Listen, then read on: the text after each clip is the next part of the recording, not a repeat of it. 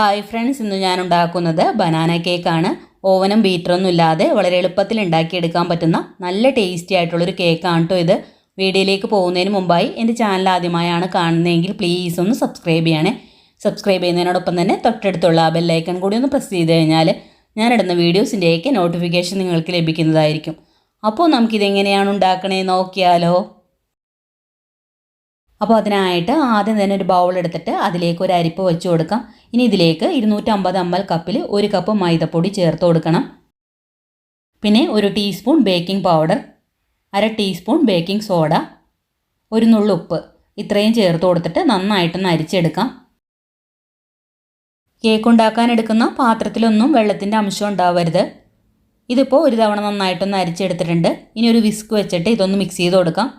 Baking പൗഡറും baking സോഡയും എല്ലായിടത്തും എത്താൻ വേണ്ടിയിട്ടാണ്.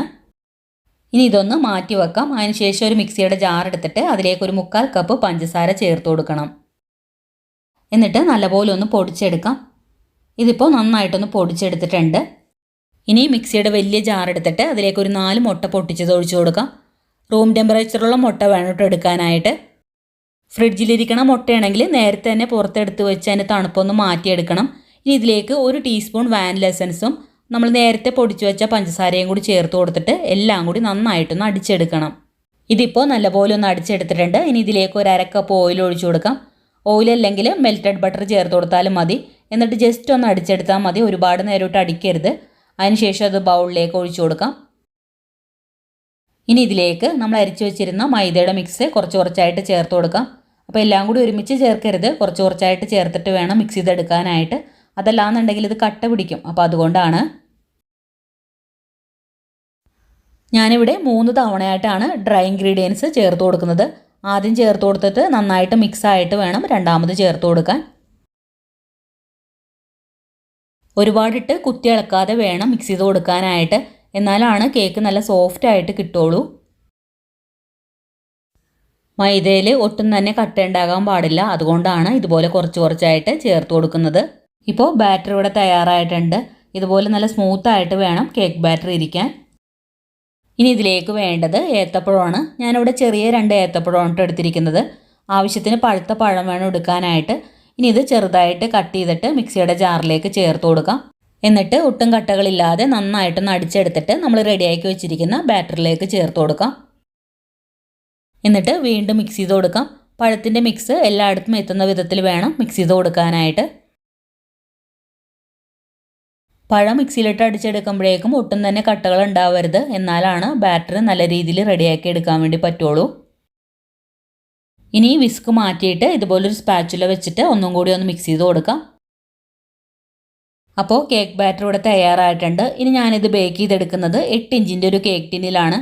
അതിൽ കുറച്ച് ഓയിലോ അല്ലെങ്കിൽ നെയ്യോ ഒന്ന് പുരട്ടി കൊടുക്കാം.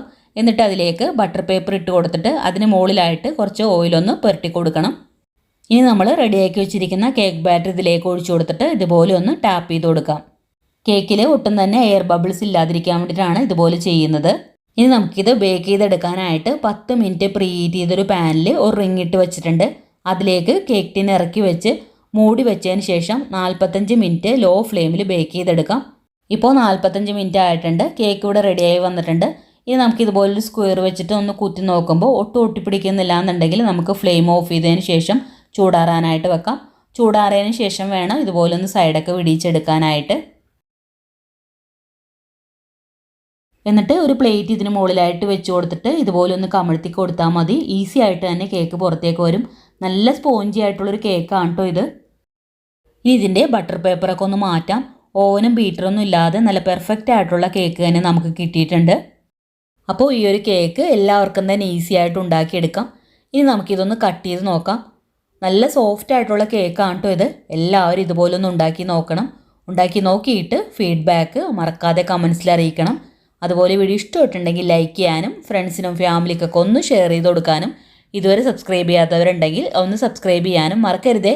അപ്പോൾ അടുത്ത നല്ലൊരു വീഡിയോ ആയിട്ട് വരാം. Thank you for watching.